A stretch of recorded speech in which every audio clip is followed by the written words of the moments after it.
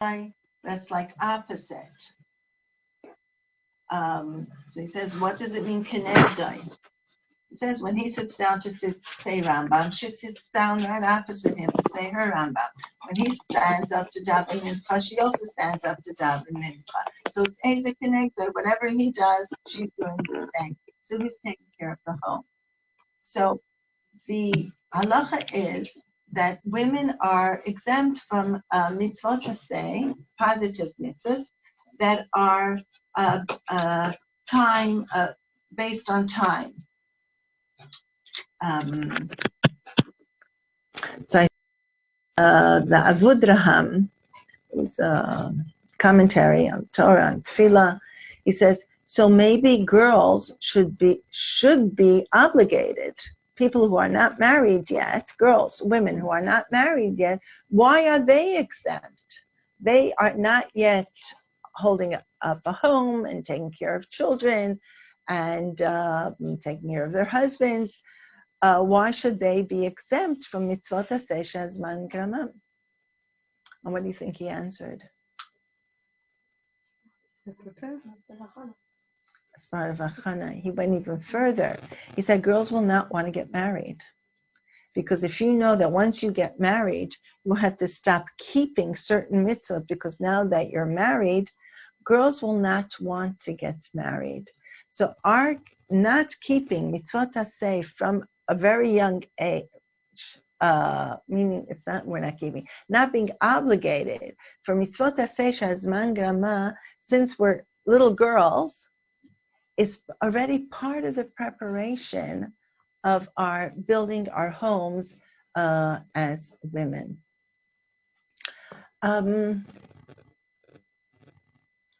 Let's go a little bit into the details of the engagement period. Now, going back to the question I started with, do girls want to come in a little closer?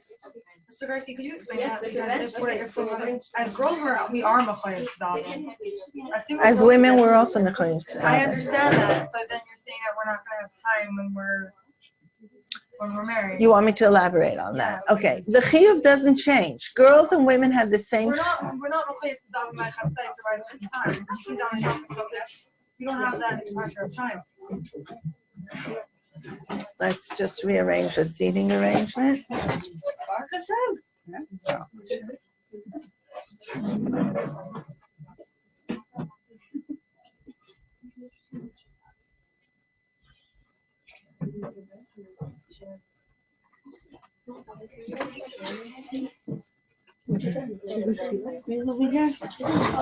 Or maybe them come down. Well, no, it's okay. Girls could come here. It's fine.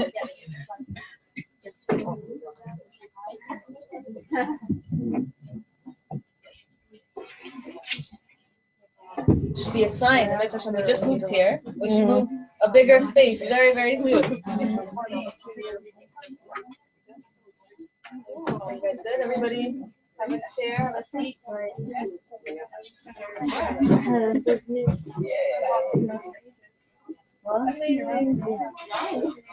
People could come sit here if you have chairs.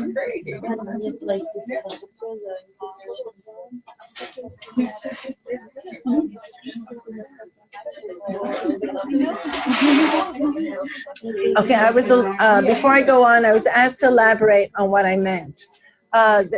Women and girls are obligated in davening. This is a Shazman Grama are like saying Shema by Shema time. All the mitzvahs that are eating in the sukkah is a mitzvah Shazman Grama. We're really not obligated, and Baruch Hashem, thank God. Okay. I mean, I'm very happy to eat in the sukkah and make a bracha each time, and we should try. We should try. We're not obligated to do it at a time. It's sharing us from the marriage, but we're not obligated to do it at a time. Right. In other words, as a girls, you don't have the extra obligation to a husband and children, right? So you would think then I would be obligated, min haTorah, not because of my Chassidish feeling of wanting to.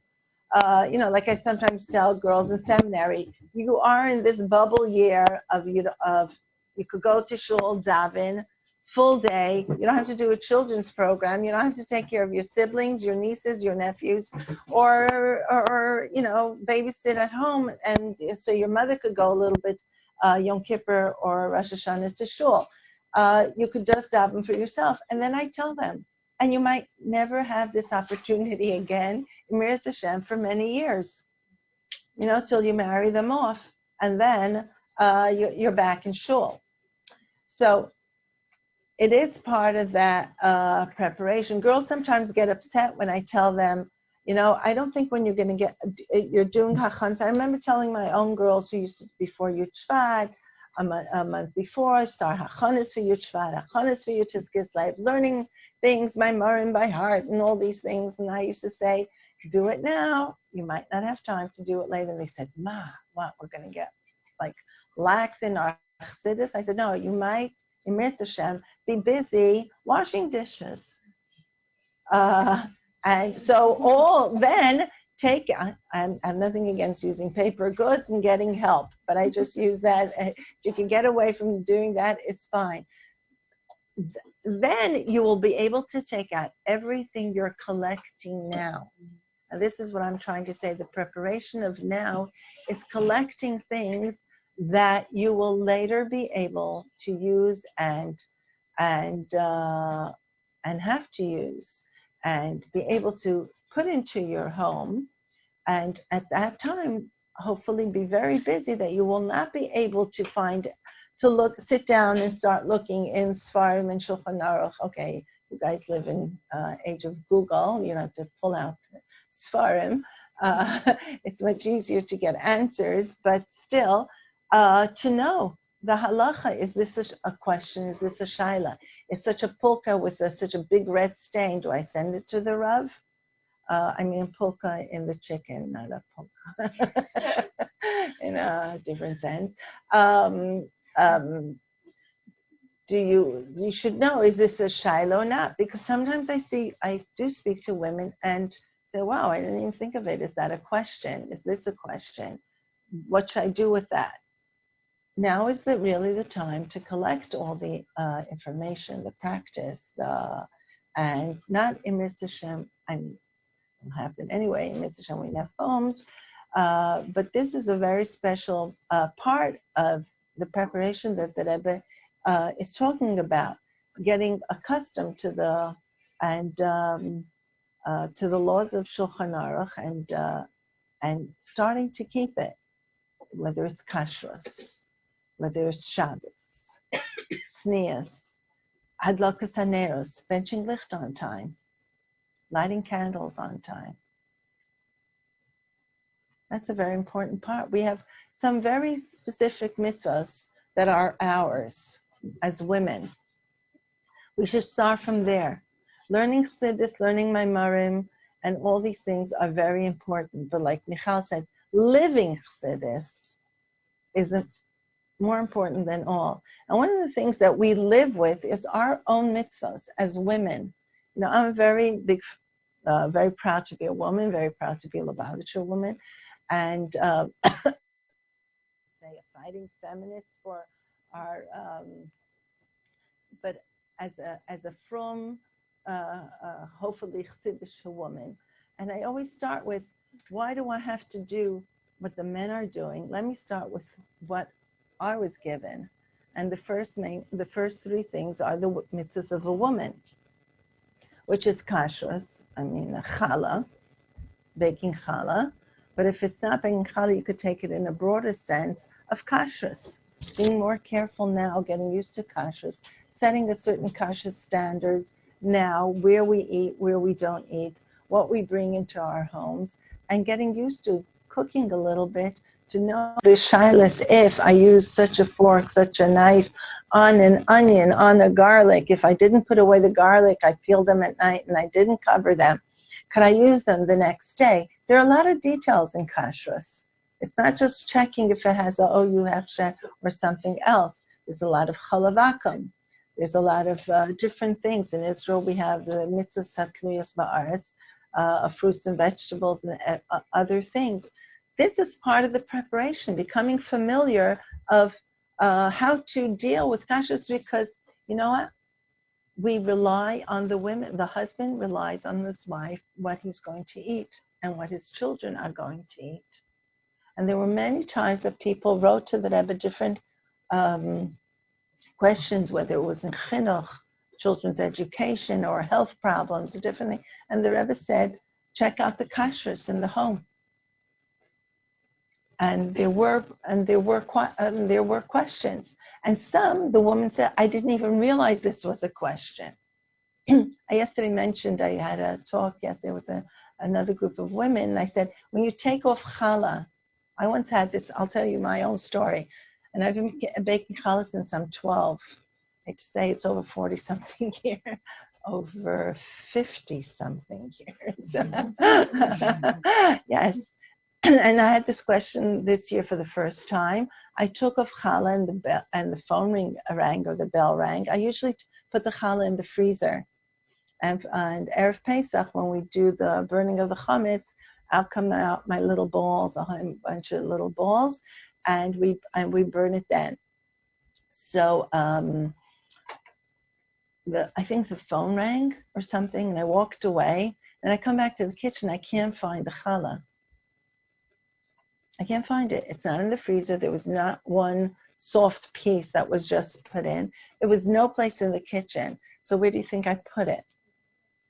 Back in the dough. So what's the halacha? It's all consecrated Yafet, she's 100% right. You have to call a Rav. Yes. Matir Neder, Yafet Meod.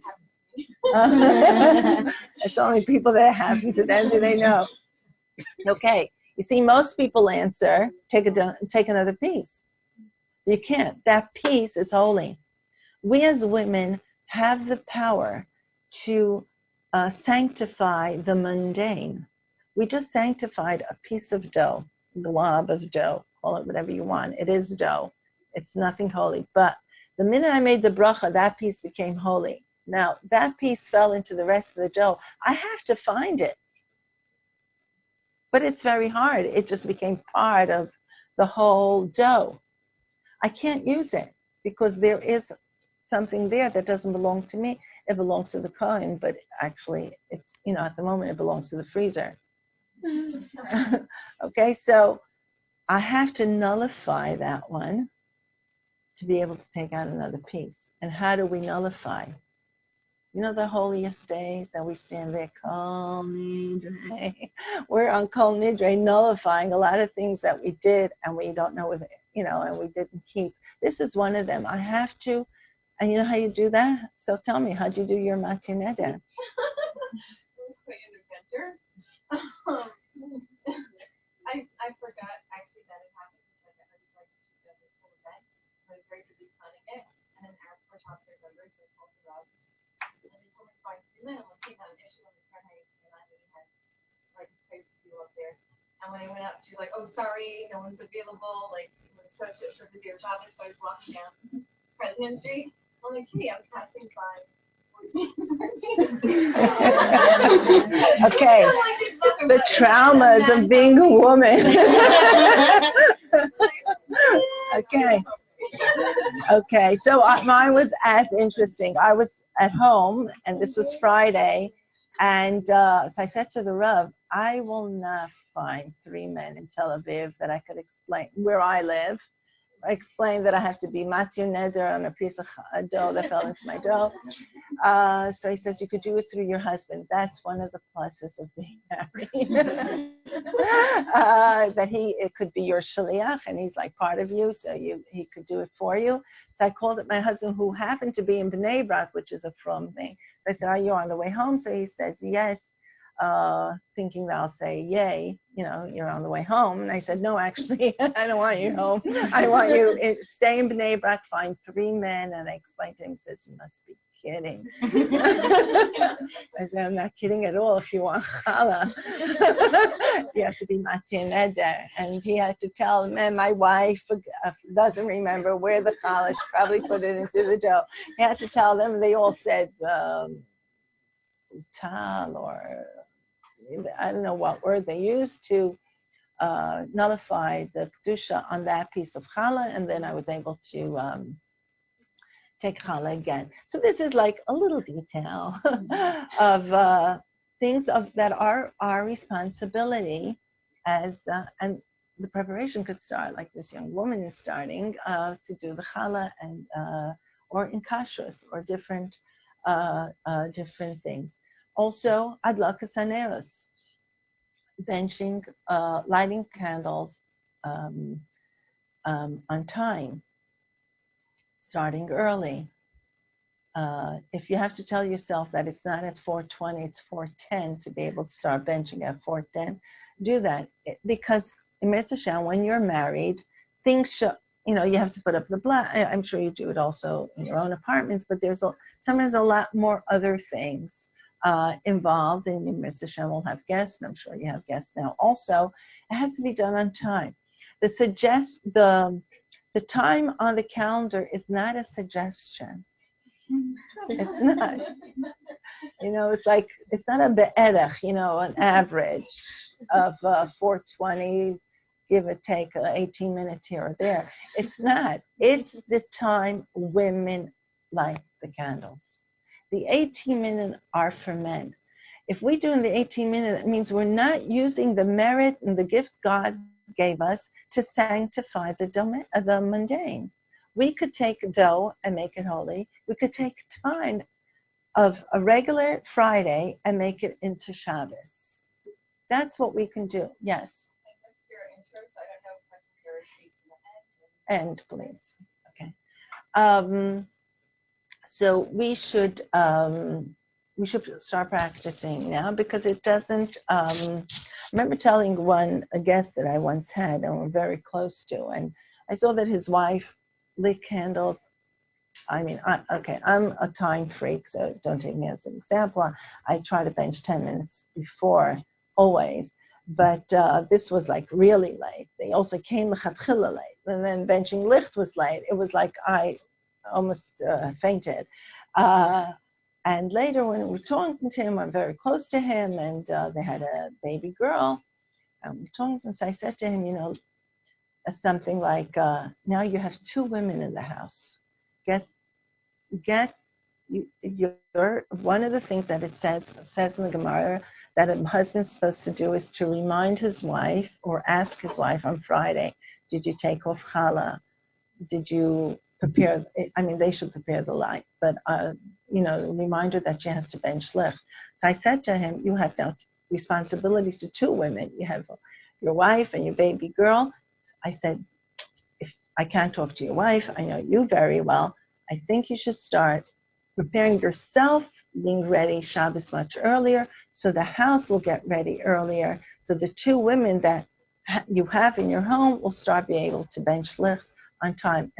And he thanked me for it, and I had them over quite a few other times, and it's changed the whole thing. Came earlier, they're ready earlier, and the wife.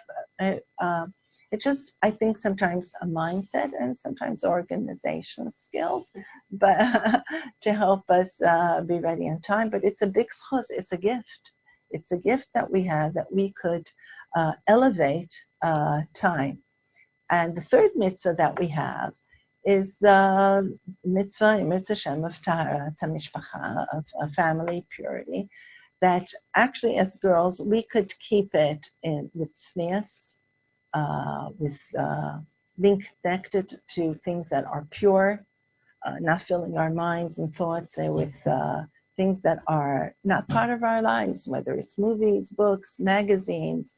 Fashion is a nice thing. I can't talk against it. I'm in the jewelry business, so I know what fashion is about, but still not to, in the sense that this is my life. Certain things are my parnasa, but if it goes against the halacha, we're not part of it. So then I don't feel deprived. When I was a principal of seminary girls, they used to say, I'm trying so hard with tznius, but you should know it's difficult. I said, I know it's difficult, but I try to help myself. If I'm not surrounded with pictures of models in short dresses and clothes that I can't wear, So then it's not hard anymore. I don't see this and say, oh, I can't have it. When I think I wish I was there, it makes it harder. If I surround myself and fill myself with the positive things that I have in my life, I wouldn't want to be someplace else. Take those things out. When you say, I'm struggling, of course you're struggling. I was in your dorm room. It was higher than your bed, all the, fashion magazines. That's not part of our lives. So when you see this, go to sleep with that. Wake up in the morning with that. Of course it becomes a struggle. But if it's not there, it's not part of your life, it doesn't become a Yetzer Hara anymore. We're all human. We're all women. We all like beautiful things. And we should have beautiful things. The Torah says that a nice home makes a person's mind be, it says, Isha na'a, kelim na'im, dira na'a, a nice apartment, a nice wife, a nice kelim, vessels, dishes, makes a person's mind a little broader. Yes, we do want nice things, but there are nice things without looking out to the outside world. If we get rid of these things before, then we won't struggle with it as much.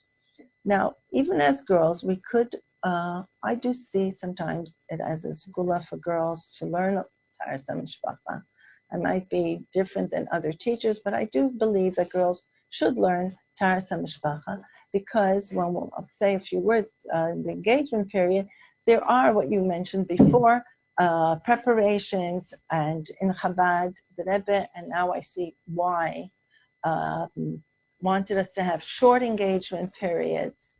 The Rebbe saw that even when I got engaged,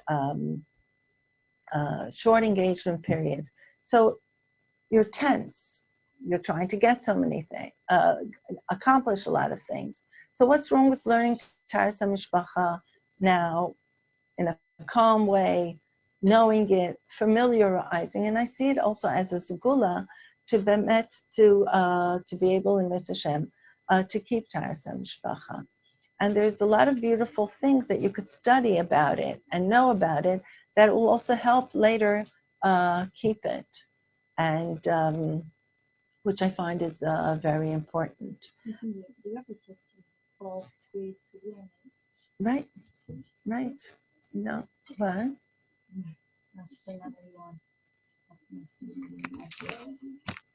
It was in different places. But the Rebbe did later come out and tell us to start teaching girls, and I think it should be implemented more and more. I think you're more kelim before you're engaged and married, because there's so many things on your mind, and now you could really learn all the halachas, even though it's teaching, but also teaching kalas that are not married yet. It's teaching how to drive a car without the car, right? It's a lot of theory, but it's a lot of practical things that we have to know, and then it's very good to familiarize yourself. And one of the things that is stressed in Taharas HaMishpacha is the idea of tznius. Okay, that famous word that not everybody likes to hear. But I mean tznius not in dress code, meaning in a private life, a private married life.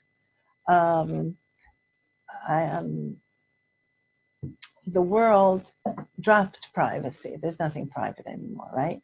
Everything's shared and liked and posted and seen and followed.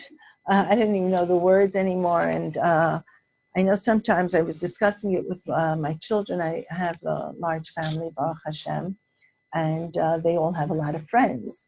And my husband's a big traveler. And sometimes they get pictures of their father in different countries, and I didn't have a chance yet to tell him that he left, that he went, but they already got pictures that were posted by friends who are shluchim in different places, sent them a picture of their father. And I once said to them, I said, did your friend ask me or your father that does he want his children to know that he's in this place? Baruch Hashem, we have no secrets. My husband's not on secret missions, and I do know where he is. But you know what? There are other families, and they had no right to send. They have no right to send. I don't want to go into that. No privacy anymore, and things are posted so quickly. But our private lives, which is Reshus HaYochid, it's our private domain. On Shabbos you have the laws of your private domain and Reshus HaRabim, the public domain. You can't carry out from one to the other. In married life, you have to watch over it. You really should protect it. The sharing should not, if we share pictures now, or we have followers now, and all different type of things, when we're married, we really have somebody else there. And we should ask him, are you sure you want? And you'd be surprised how many men say, no, I don't. I don't want to go to work. And somebody say, so you were Shabbos up in the mountains. How do you know? He says, your wife posted a picture. Great Shabbos at the mountains, selfie. And right away, shared. He doesn't want it. We don't know the dynamics of men. What we think is like, oh, it's nothing. They think it's a big thing, and the other way around. It's usually the other way around. Women make big things, and the men say, that's nothing. Oh, come on. She makes such a big thing out of nothing. So I said, I didn't mean it. What do you mean you didn't mean it? Okay? So, and this is another point I want to bring out. Men and women are different, very different. And the getting used to, the difference, takes its time. We start learning it in our engagement period, and we continue learning about it for 120 years. I always bring the example that Adam and Chava, Hashem created them back to back. And we're spending 120 years starting to learn how to face each other. And that's marriage. Getting now communication skills, understanding, patience, understanding that people are different, and especially men and women is a very important skill and a very important thing to learn and practice during the time of pre-engagement and engagement, because these are the things that we're going to need in life. And Taras Mishpacha is really very good because it tells you can't have everything you want right now. You have to wait. There's a nida period. You have to count days. It teaches us you can't share everything. You can't tell everything. Women don't tell people that I'm going to the mikvah. Oh, don't come tonight. I have to go to the mikvah. You don't hear people saying that. Or if you do, you should tell her, please don't, never tell me that again. We don't want to be part of your private life. Okay? If you have to babysit a friend, a sister, a cousin, or somebody else, and she says, please come to me tonight, please don't say the next sentence, oh, you're going to the mikvah? Even if you understand that that's where she's going, and she understands that you understand, you both honor the privacy of the act of going to the mikvah. It has to start from somewhere. If a woman herself doesn't have that sense of keeping it private, then as a friend, you should, give it over to her that you're really, because Mitzvah Hashem, when you'll have children, you don't want them part of that picture of saying to the older one, saying, I have to go to the mikveh tonight. Don't go to your friend. I'm sorry about your science project, but you're saying, oh, because I have to go to the mikveh. Kids should not be involved in it. So learning to keep things b'kedusha, I call it not private. It's private, but private and kedusha are the same thing. Hatznei aleches im Hashem elokecha means, and you are holy and humble and tzanua going with Hashem. These things have to come back. The world opened up everything. There's certain things, Kodesh Kodashim is closed, and our private life should be really kept, and not because we're embarrassed. Somebody once said, oh, because we're embarrassed. We're not embarrassed at all. We're not embarrassed about our private life and what we do in our bedroom. I remember once I went to speak in a very, very famous home in a different city, I won't say where, famous people, known people, and it was, she took me around the house to see it. It was very interesting, and beautiful view, beautiful home, and then I noticed that the bedroom had no door. I instinctively, I think, put up my hand to the mezuzah. And so she said, oh, we're renovating. So the mezuzah came off. I said, also the door came off. So she goes, oh, yeah, no, that came off for a purpose. So I said, and that is? So she says, we're not embarrassed of what we do there. So I said, well, neither am I, but I definitely would like a door. She goes, why? Because it's holy. It's something that I don't want to share with the world or the other people that are in the house. This is something of Kedusha that we keep for ourselves. It's not out of embarrassment, lehefech. It's out of the preciousness and the holiness and the greatness of it. There's nothing greater than a connection between a husband and wife and a man and his wife. And that's why it's done behind closed doors. I read yesterday, and I'm trying to remember if I remember the quote, that a woman many years ago, as a girl, came to the Rebbe with a whole list of questions. And one of the things she asked, why men and women are separate. So the Rebbe said, if you would know, he said that the connection between a man and a woman is like something like an atom bomb. It's so great. And if it's misused, it could go the wrong way. And so I said it's one of the great, but when it's used right and done right, that connection, it could get to be it is one of the greatest and the holiest things and the best thing that there is. So we don't want to share it with the whole world. We want to keep it for ourselves because it's so great and it's so holy. And that also brings me to a point in the engagement period.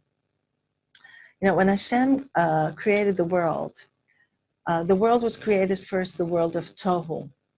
I'm sure you learned that it had such great powers that there were no kalim, there were no vessels to hold those great powers, the spheros, the Chesed, Gvur, Tiferes, Netzach, Hod, Yisod, Malchut. The 10 sphirot were each in the purest, greatest sense of energy, and they didn't connect one with the other. It was pure Chesed, so it didn't have room for Gvura. It was pure Gvura, where Gvura ended, then started the next sphera. But they didn't intermingle. And the world burst, the Kalim burst, what we call Shvirat HaKelim, the breaking of Kalim, the breaking of the vessels. So Hashem created the world of tikun, all right? What the whole world is using, the tikun olam is not exactly what they're doing, but this is where the expression comes, the world of tikun. The world of tikun is where the energies, the sfirot, fit into kalim. They could fit into the vessels. So I see marriage as the world of tikkun. There's energies, there's a lot of love, a lot of emotions, there's happiness, there's satisfaction, there's a lot of respect, there's a lot of energies. And as a married couple, we have vessels where to put it in, whether it's in a conversation, whether it's in a hug, it's a kiss, it's relationship, it's being together. Those are, I'm not going to give you all the kalim, but there are kalim, there are vessels, how we take all these emotions and bring them out. I see the engagement period as the world of tohu. It's full of emotions. And there's no kalim yet where to put them in. There's the emotion of what we think is love, which really is until you get married, but Yeah, you have to have something. So that's something. I don't know what the name is. Whatever, give it a name. There's respect. There's a lot of things. There's yearning. There's the wanting to be together. I remember dropping off my husband home, and I'm saying, oh, I can't stand this. The dropping off and then continuing someplace else. It's a certain feeling that, no, you don't want to drop your husband off and continue home. You want to go back to the same house together. There's a lot of feeling. There's a lot of things, but there's no kalim. There's no kalim yet. Short engagements. Yes, there's no kalim, because what I hear lately, and I hope I heard wrong, because I'm getting older and my hearing that some are trying to bring in the kalim of married life into the engagement period, like whether it's hugging or kissing or negia, touching. It's the wrong kalim. It's using kalim that belong to a different life in a time set where it doesn't belong. And when you use the wrong kalim, you lose those kalim also. You lose those vessels for when you need it. So if you use touch, let's say negia, in the time of engagement when you shouldn't be touching, you lose out later in the married life. Touch loses its greatness. And touch, you're younger than me, so you know about touch. Everything's I touch and touch this and touch that. Things only work by touch. And touch became such a popular from the five senses. When I grew up, touch was like the forgotten. We all knew about, seeing and hearing and tasting. And then we used to go, what's that fifth sense? We remember touch because it was like nothing. But touch is an unbelievable sense. Chas v'shalom, a person who does not have that sense of touch, it's a person that has to be watched for 24 hours because he could eat himself up, he could put his hand in the fire and he wouldn't feel it, he could cut himself and he wouldn't feel it. Sense of touch, if you put your sense of touch to sleep, you become insensitive or desensitized, I think is the word. And you don't want to come into a marriage that your sense of touch is not in its 100%, but in a lower sense, in all sense of the word. Okay, about the senses. I remember teaching a kala. She came to me just a week before a wedding for one class, just to teach her how to go through the mikvah and everything, Israeli kala. And then at the door, she says to me, what do you teach the religious girls? I hear they come to you for like 8 times before their wedding for 2 hours. So I said, remember, Baruch Hashem got from her, she agreed that the week before the wedding they shouldn't, which was from that day, not to be together and be separated. So I said, and I explained to her that we have that also in our married life, before we go to the mikvah on a monthly basis. So I said to her, that period that we discussed, the nida period. So when you do it every month, there's some loss to it. You don't touch. So she goes, you don't touch each other? I said, yes. We don't even hand things one to the other. So she goes, if I thought you guys are crazy, now I know you guys are crazy. So I said, why do you say that? We're standing at the door of my house. I never gave a Taras Mishpacha class like that. But she goes, why? What's wrong with touching somebody? What's touch? That's what she says. Maze lingua. So I said, when you say what's touch, it's like saying, what's wrong with being blind? I said, it's not wrong.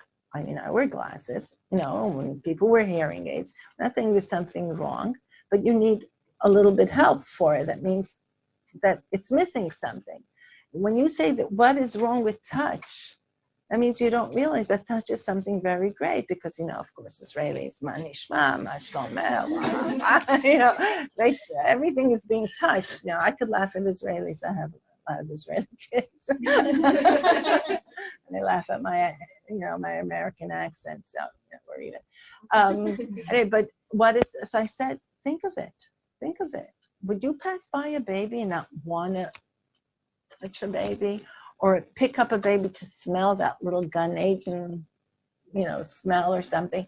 There's a lot of things to touch. Take it away for a week, and you'll see that touching somebody else should affect you. And this is how I taught her the halachas of harchakas, which is called, the practice that we do, what we do in the time of Nida. She says, go on. I said, okay. And Hashem sent me all, I went to the most difficult ones. I said, we don't sing in front of our husbands. She goes, sing? What's wrong with singing? So I said, singing is your voice from within. You're the wife. It's your husband. It's your voice. I went into it a little bit. So she says to me, I could sing in front of anybody. Nothing will happen the way I sing. So I said, even that off-tune, off-key voice of yours singing to your husband, it's his wife's voice. It's her off-tune voice or song, and it should be precious. It should be precious by him. And if you take it away, and we went from all the 5 senses of seeing, not showing the whole time your body, and then because if you get used to things, look, the world got used to so many things. We're getting used to more and more things that even God didn't think of them. The Torah didn't mention it. And so many things that are happening. Why? Because we're getting bored. We need excitement. And we shouldn't be getting bored of each other. The Torah wants, and like it says in the Gemara,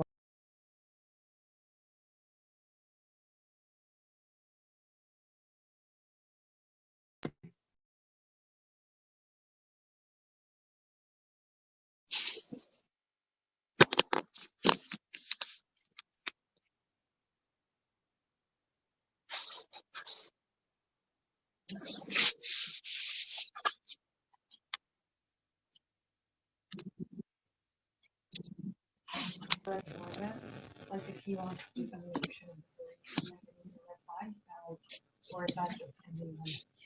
I'm not going to give a black and white answer to that. I'll tell you why. If I say yes, then I might be ruining a lot of shidduchim. Okay, I don't want to close chances. If it gives the girl a red flag, I did have a couple once come to 3rd class, and I saw she was up a whole night. Her face was red.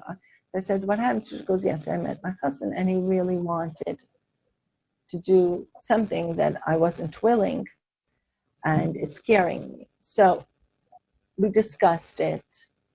And I also explained to her, a man is a man and a woman is a woman.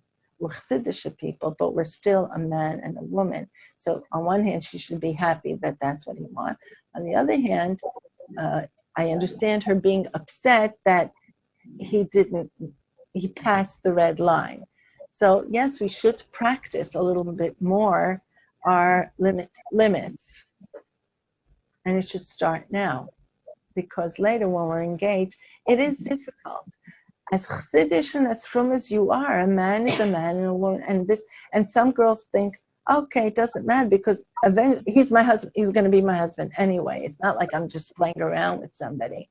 So if chas v'shalom something happens, when you tell little kids that the chas v'shalom will happen, the chas v'shalom is that you might come pregnant to the chuppah. I mean, we have to be realistic and we have to be honest. That could happen because we are human and we are engaged and we are going to get married.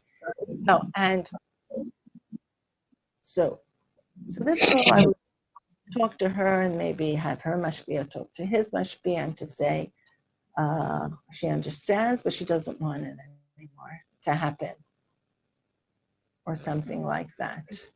Protect his kavod, but also protect her kavod, her respect, that she doesn't want it to happen anymore. No, his request to this and that. So, and then you see how he reacts and say, well, I don't want such a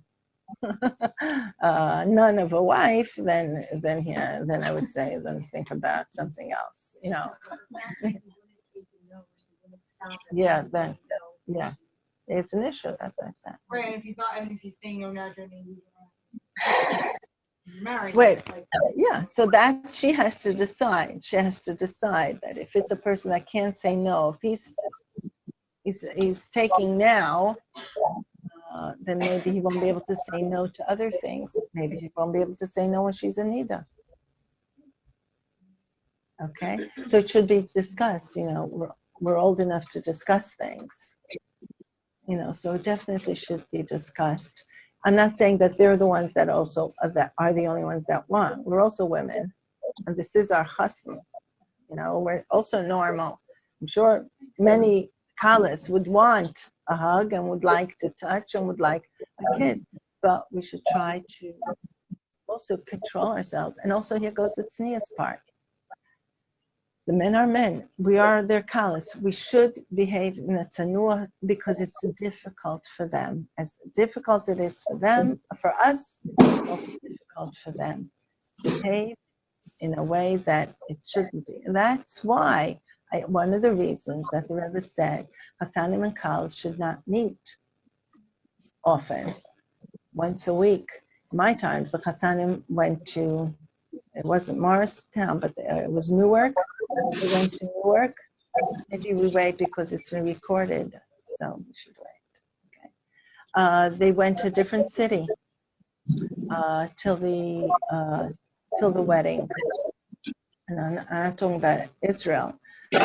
One of my sons got engaged very quickly, like three meetings. By the fourth, he was engaged, not married.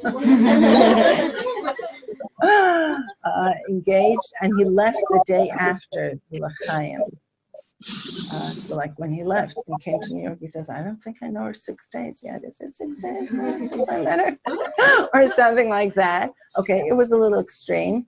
And we thought he was going to come back in middle of the army. And actually, he didn't have to come back. So the next time he saw her was by the Badekon, like 3 months later. And I said, okay. As a mother, I was petrified, but they're fine. Meaning that I don't know if that's what the Rebbe meant, but definitely to minimize.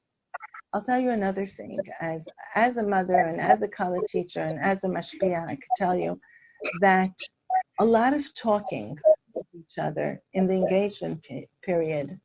Talking is the only kli we have. And when you use a kli too much, it loses. And I did hear once that a girl told, and I worked once with a girl also, that she said, you know what, I'm not getting. She was engaged a month, and and they were talking a lot, and she goes, I'm not. It's. I think I'm breaking it off. The conversations were just going nowhere, and they were already talking about their shopping. There's not that much to talk about. Sounds funny, but there's not that much. When you're not married, there's not that much to talk about. And she wasn't interested that he went and he shopped and he bought and he went with his mother, and his mother said the blue sweater and he wanted the green sweater. And you end up stalking shtuyot. And it's better not. So it's much more harder. With the WhatsApp and the text. That is not in the book because it was printed before. But I think that should also be limited to just important things or a certain amount or how many times during the week or something like that. I think smart Chassanim and Kalas should do it and do it because it also, you should know that the smartphone took off barriers, that it became almost intimate. the talking and the conversations and the pictures and stuff like that. Things you didn't say or do in person, many people feel more comfortable in writing. And it's passing a certain red line. You know, there's like a question, is it yichud, to have so much WhatsApp with somebody? Because unfortunately, we all know stories of things that happen because of conversations, of different contexts that we have with people, whether it's on in different ways of technology that we didn't have before. And with a chas and kala, have to be aware of that. So, to say I'm not meeting, but I'm the whole time online with my chassan is not a smart thing to do. It's not a good preparation for what the Rebbe says edifies for life, because later it's different. It's different, and it takes away. It does mark. It's something that you cannot press delete. You can't undo. Correct, but it's still it takes away a lot from the married life. I'd like to stop now for questions. Is that okay? And feel free. Yes. You didn't put it in the challah, maybe? You could tell me you have to stop my quick question is about candlelighting time. So I used to be really careful with it, and then I didn't always be able to get my makeup done before. My friend used to give me this argument that they're healthy alone, so it's more important. Does she have smicha, halacha, from Moshe Rabbeinu, your friend? I know she has a lot of Ahavas Yisrael, but we don't put on makeup after Shabbos unless it's but it is Shabbos if it's after Lichbench and it's after Shabbos. Can I just Start it? Yes. So if just happens every single week, I'm standing there and I even have the choice to go about 4 minutes and finish my makeup, or go and light and finish it after, which always feels weird because once you lit, you lit. So I always just go over the time and then run a light. So why don't you in the morning take off 4 minutes from the time if I'd love to send airs? If it's always. I know I'm tricking myself. If I put in a watch. Well, also you could get makeup that you could put on Shabbos maybe. There are some things, not all, but some things. Take a shorter shower. Okay. I could stop in the morning. I would always do it. It's just. I know we blame the makeup. I can tell you 1 week. It's like week. I'm like, and I was really proud of myself because I wanted to shower. So I looked different, but I felt like I just did it myself. So you feel beautiful. Yeah, it's difficult. It's a matter of getting organized. Start on Thursday, not the makeup, but the other thing. It's now you understand why we're exempt from time mitzvahs. This is a few that we have. What?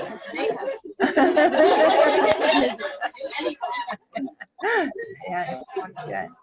It's Excuse me, I'm just very curious, and that's why I'm here. But I studied mental health. I'm just very interested in learning in case I have somebody in the future that's probably why I'm here. So what I want to mention is that what I'm realizing is that there's certain attachment styles that are very important to have in place before marriage, because people may not realize it, but if you, for some reason, did not, like some trust was broken at some point in your life, and then you may have. But we're not in a counseling session now of different personalities. Yes. That really is a preparation for marriage. Like there's a lot of things. Yeah. It's like really basic. Right. Yeah, I understand. That's why I don't want to open it up now.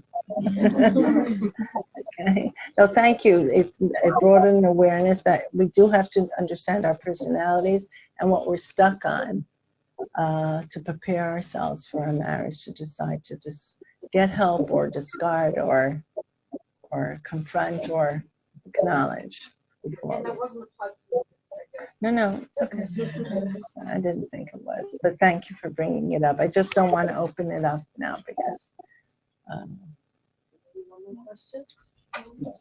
Well, she had a list. Let's go to the next one. Can I go for another one? Okay, what parts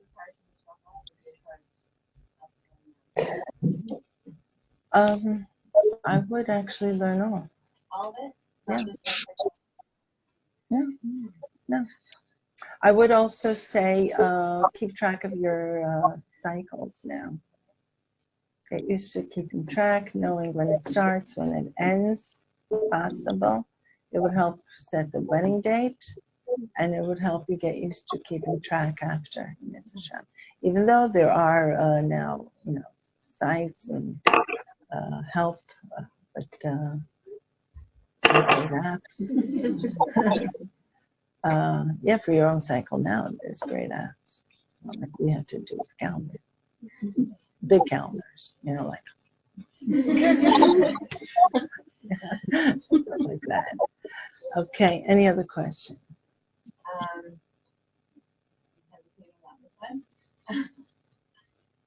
Okay, guys, don't judge me. It's a non-judgmental environment, right? Right. Yes. Can you define kosher movies and books? Kosher movies and books.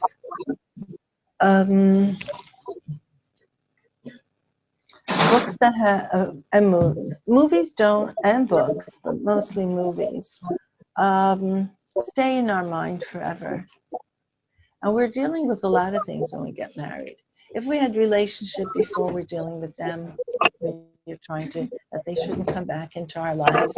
Other people that we had connections with shouldn't show up all of a sudden in our minds. There's so many things we're dealing with. And then we have also things that we saw and heard, and movies get that's the power of movie, and they work very hard on it to make it impress in our minds. So, and we're not children. We know that movie life is not always real. Not.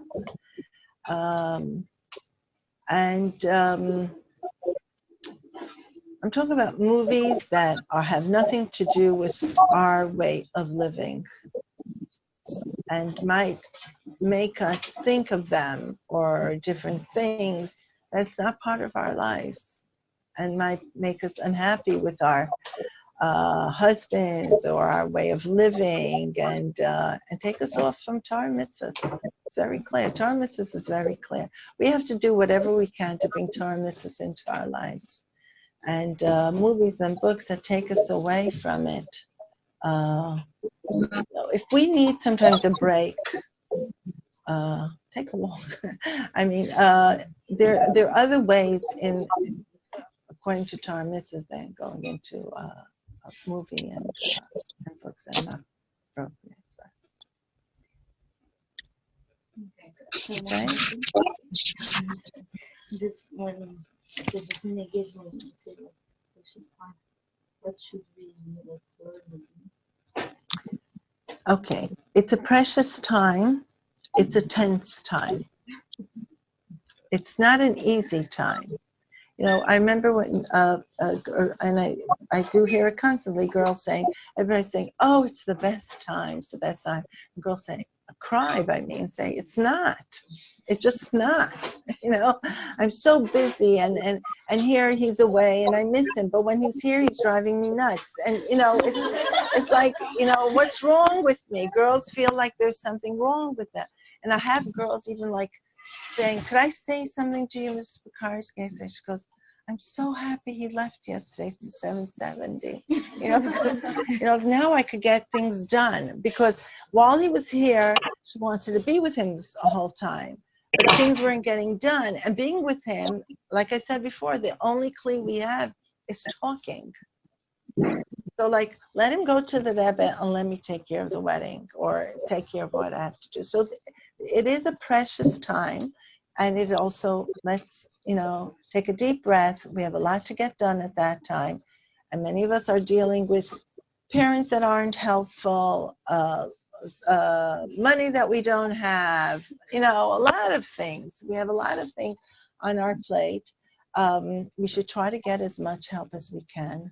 We should get a good mashpia, a good friend to help us along this engagement period. A mature adult who will tell us, don't get so upset about the flowers. You're not even going to remember tomorrow, and you really couldn't care less.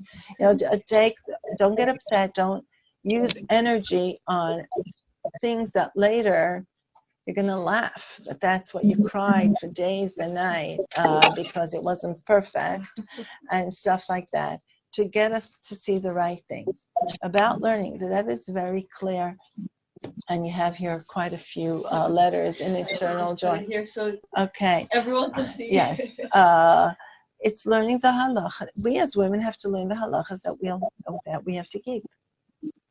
It's learning as much as we can of those halachas with its kashrus and tznius and taras mishpacha and Shabbos. Like the Rebbe said, I wish the boys would know the halachas that the women have to know. It's really a lot. It's learning as much as we can. The Rebbe, of course, tells the men to learn a lot, in addition to what they learn already. And, they have the aliyah Torah, the connection to the Torah. It's learning. It's learning Torah mitzvahs. Thank you. Shayna, one more question. Is the niddah that we're in during March the same niddah that we're in now? Girls that, is it the same niddah? In a way, yes. I'm not a rav. It's the same niddah, and that's why you actually shouldn't be touching. It's not what you shouldn't be touching. A man cannot be with girls that, any woman, married, not married, divorced, single, an almana, that is a niddah. A man cannot be with her, and she cannot be with a man. It's kares. How do you say kares? Death. So it's kares. So technically, we should not be handing things to old men, and we should No, so that's where it's different in the tech. Okay, thank you for bringing that up. So it's not the same. You could hand your chassan. It's kares of having marital relationship, but you're allowed to hand.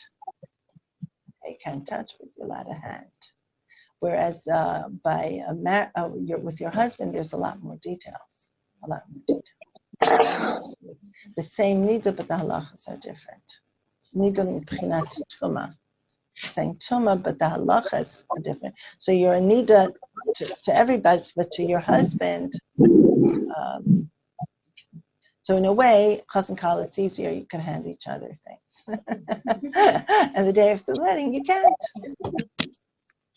He has our ksuba. After the wedding, the day after. No. The day after the wedding, or whenever time the woman becomes a niddah, not always is the day after. It's different, right? Tumah-wise, it's the same, I think, but halacha-wise, it's different. And that's why, we try to be, as chassan kala, to be careful and keep the limit, the halachas of not touching, not to chas v'shalom get to, because the kala is a niddah. Thank you very much. Before everyone leaves, hold a second. On behalf of all of us, even if you didn't know, I want to thank you so much for presenting with a gift. So, way to go, everybody. And also, if you don't mind, Living Chassidus has a tradition where we take a selfie with our speaker. I know, you just spoke about selfies. Well, you're going to post it and share it. Do you allow me to? Yes. Thank you so much. Everybody get ready. Come smile. I'm gonna stand over here. Maybe we'll switch.